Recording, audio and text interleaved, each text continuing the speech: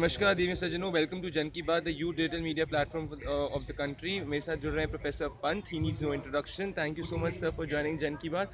Sir, मेरा पहला सवाल ये है कि लिटरेचर और इन लिटरेचर फेस्ट जो हम लोग ताल लिटरेचर फेस्टिवल में आए, तो इनमें यूथ के प्रति जागरूकता को आप किस प्रकार देखते नहीं, हैं? मुझे लगता है कि इस तरह के आयोजनों की सबसे बड़ी सफलता ये होती है कि जो नौजवान पीढ़ी है वो साहित्य और कलाओं से जुड़ती है। उसे लगता है कि ये ऐसे विषय हैं जिनमें हमारी दिलचस्पी है। और मुझे लगता है कि जो जयपुर लिटरेरी फेस्टिवल ने सबसे बड़ी उपलब्धि की है वो ये है कि पेशेवर साहित्यकारों, पेशेवर आलोचकों से हटकर आम पाठक तक साहित्य पहुंचा है। और यहाँ भी अगर आप देखें जहाँ हम खड़े हैं, जो फोटोग्राफी की एग्जीबिशन है वो स्कूली छात्रों के फोटो भी उनमें हैं। और जो छात्र संवेदनशील है और अच्छी फोटो खींचता है वो कहीं ना कहीं ये सोचता है कि इसमें कविता कहाँ है, पत्थर की इमारत में कविता कहाँ है। और मैं सिर्फ ताजमहल की बात नहीं कर रहा हूँ, यहाँ जो चित्र हैं वो राजस्थान से लेकर चंबा हिमाचल से लेकर आगरा दिल्ली सब कुछ फतेहपुर सीकरी उसमें है। जो आदमी यहाँ ये बहस सुन रहा है कि बंटवारा क्या हुआ, तो वो महिला भी जो सवाल पूछ रही, सवाल क्या पूछ रही थी, अपनी दास्तान बयान कर रही थी, उनके पिता का जन्म भी आज़ादी के बाद हुआ है। तो उन्होंने कोई उनको व्यक्तिगत अनुभव नहीं है, मगर जब छोटे बच्चे बंटवारे की बात सुनते हैं तो शायद सादत हसन मंटो की कहानियाँ भी पढ़ेंगे, बलवंत सिंह की कहानियाँ भी पढ़ेंगे। और कहीं ना कहीं जो लोग कल सुन रहे थे तो जगजीत के गाने, गज़लें, तो उनको ये भी याद आएगा कि जगजीत सिख थे मगर फिर बाद में मोना हो गए थे। जगजीत ने एक तलाकशुदा महिला से शादी की थी।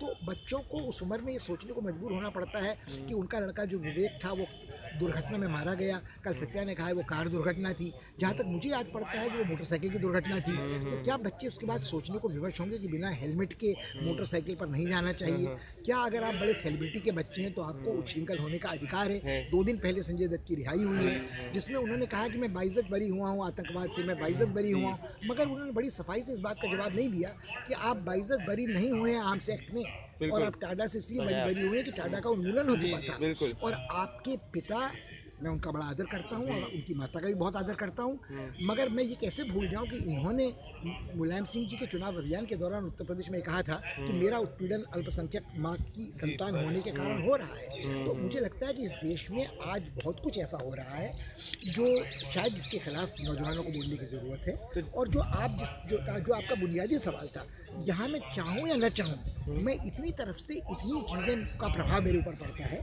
कि मुझे घुमा फिरा कर सोचने को मजबूर होना पड़ता है अपनी ज़िंदगी के बारे में, आज की हिंदुस्तान की असलियत के बारे में, और उस ज़िंदगी के साहित्य और कलाओं के रिश्ते के साथ। जब मैं साहित्य और कला की बात करता हूँ, लेखन की बात करता हूँ, तो उसमें एक मूल बात जो बहुत तरफ चल रही, अभिव्यक्ति की आज़ादी की बात आती है।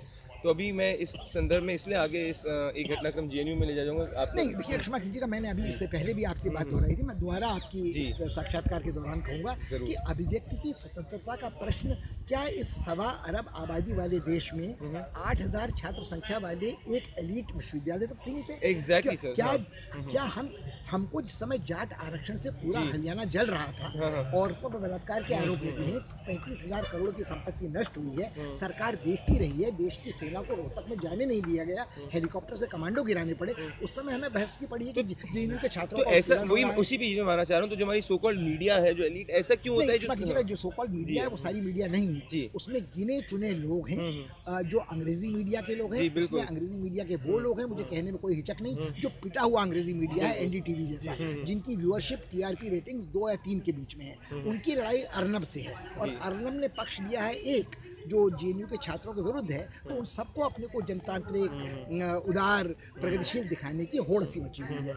जो अंग्रेजी का अखबार है उसमें जो लोग छपते हैं उनकी पाठक संख्या हिंदी में छपने वाले अखबारों से बहुत भिन्न है। अगर आप जागरण पढ़ें, आप अमर उजाला पढ़ें, आप दैनिक भास्कर पढ़ें, तो हेडलाइन से ही फर्क समझ में आ जाता है। जेएनयू की घटनाओं का ही फेल है। अगर आप बड़ी मक्कारी की हेडलाइन देखें टेलीग्राफ की, जो आंटी वाली जो नहीं, जो आंटी है उसमें एंटी की ध्वनि भी है। और आंटी यानी 38 वर्ष की बेचारी स्मृति ईरानी, हर बेचारी कहना शायद बहुत लोगों को अच्छा न लगे, वो तो दिलेर आपके साथ तो सर ऐसा होता है कि जब आप किसी को सपोर्ट करते हैं, किसी आप अपने दिल से जब कहते हैं, तो फिर ना आपको वामपंथी की तरफ से मिलता है ना विजय की तरफ, ऐसा क्यों है? मैं आपसे इसलिए कह रहा हूँ कि लोगों को अपनी सार्वजनिक छवि की चिंता होती है। जरूर। मुझे 70 साल की उम्र में इस बात की चिंता नहीं है कि आप मुझे गेरुआ चड्डी वाला समझते हैं या लाल परचम फहराने वाला समझते हैं।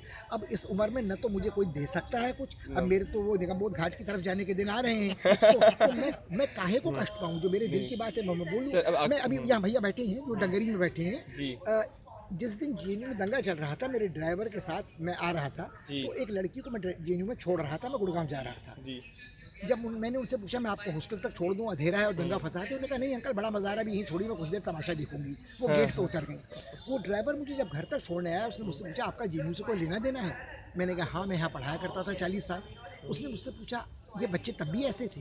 मैं सोचने को मजबूर हुआ कि तब बच्चे ऐसे थे कि नहीं थे। आवाज़ें तब भी लगती थी, अभिव्यक्ति की स्वतंत्रता तब भी बिल्कुल, थी, बिल्कुल आपातकाल के दौरान भी, आपातकाल के बाद भी, सन 83 में भी। मगर उस ड्राइवर ने जो बात पूछी, भैया को देख के मुझे याद आया कि वो ब्लू कॉलर वर्कर था, वो कारीगर आदमी था। उसने मुझसे पूछा भाई साहब, मेरी इस लड़की ने जब ये स्टूडियो आ रही थी तो मुझे 200 रुपये दिए और 150 रुपये के सिगरेट का डब्बा लिया, और रास्ते भर फ़ोन में कहती रही हाय मेरी सिगरेट खत्म हो गई, मैं तो 2 डब्बे पीती हूँ। तो उसने, और क्रांतिकारी थी वो, अल्ट्रा लेफ्ट की थी। उस ड्राइवर ने मुझसे वो सवाल पूछा जिसका जवाब मैं नहीं दे सकता, अगर ये भाई मुझसे सवाल पूछे तो मैं जवाब नहीं दे पाऊंगा कि आप किस विश्वविद्यालय में ऐसा पढ़ा रहे थे जहाँ मुझे तो दाखिले का मौका ही नहीं मिला, मगर जिनको मिला वो 300-300 रुपये, 250 रुपये रोज की सिगरेट पीते हैं। मैं नशे की बात नहीं कर रहा हूँ, मैं शराब की बात नहीं कर रहा हूँ, मगर मैं दोहरे तो मानदंड जब की हम बात ऐसे कर रहा हूँ। सवाल पूछते हैं तो ऐसा क्यों कहा जाता है कि हम लोग को यूनिवर्सिटी को डीब्रांड करें? अल्टीमेटली एनी नहीं, university is not an island, it's नहीं, इन द कंट्री। मेरा आपसे एक और जी। बुनियादी फर्क है। जी। मेरा मानना है यूनिवर्सिटी की बात क्यों कर रहे हैं? आप इस भले आदमी से क्यों नहीं पूछ रहे कि आपने ट्रेड यूनियन को ज्वाइन की है कि नहीं की है, आपको अपने मालिकों के खिलाफ आवाज उठाने का अधिकार तो है वो कि नैरेटिव नहीं कैसे है? चेंज होगा जो आप बात कर रहे हैं? वो नैरेटिव तब तक चेंज नहीं होगा जब तक आप यूनिवर्सिटी पे कैमरे का फोकस लगाए रखेंगे।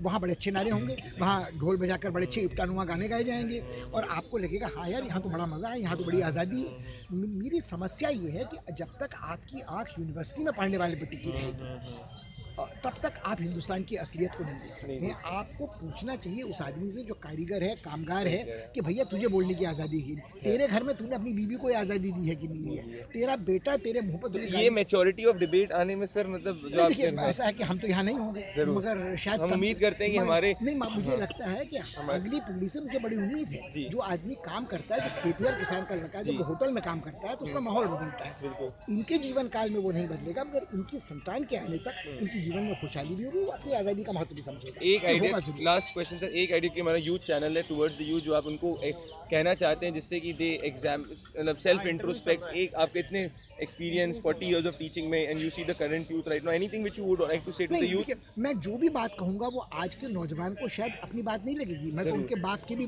ज़्यादा उम्र का हूँ, वो मेरे नातियों की उम्र के हैं। मगर मुझे भरोसा है कि हिंदुस्तान का जो गरीब तबका है, जो देहाती तबका है, जिसको पढ़ने का मौका नहीं मिला है, उसे पता है कि मेरी ज़िंदगी में क्या असली दिक्कतें हैं। उसकी ज़िंदगी में सबसे बड़ी चिंता इस समय अभिव्यक्ति की स्वतंत्रता की नहीं है, उसकी गरीबी की और उसके उत्पीड़न का फ़ायदा राजनीतिक दल उठा रहे हैं। जब मोदी जीते तो वो सिर्फ भाजपा के वोट पर नहीं जीते हैं, वो गरीब सबके उनको गरीब तबके का वोट मिला है, मुसलमान का वोट मिला है, दलित का वोट मिला है। दुर्भाग्य से 2 वर्ष के भीतर वो जनाधार बड़ा तेजी से नष्ट हुआ है, क्योंकि विकास का एजेंडा उनकी ही पार्टी के कुछ मूर्ख अति उग्र हिंदुत्ववादियों के कारण नष्ट हो गया है। मुझे लगता है जब तक हिंदुस्तान की आर्थिक खुशहाली ठीक चलती है, युवा पीढ़ी को समझाने की मुझे कोई जरूरत नहीं है। और उसी संदर्भ और उसी लास्ट वर्ड से मैं सर इंटरव्यू एंड करना चाहूँगा। बहुत मेरे को खुद इस इंटरव्यू से काफ़ी सीखने को मिला sir. Thank you so much Jan Ki Baat से जुड़ने के लिए। Ladies and gentleman, that is legendary Pushpesh Pant sir, जो जेएनयू में 40 साल पढ़ा चुके हैं। He is a Padma Shri and he needs no introduction. फिर मैंने तब भी इंट्रोड्यूस किया। Thank you so much sir.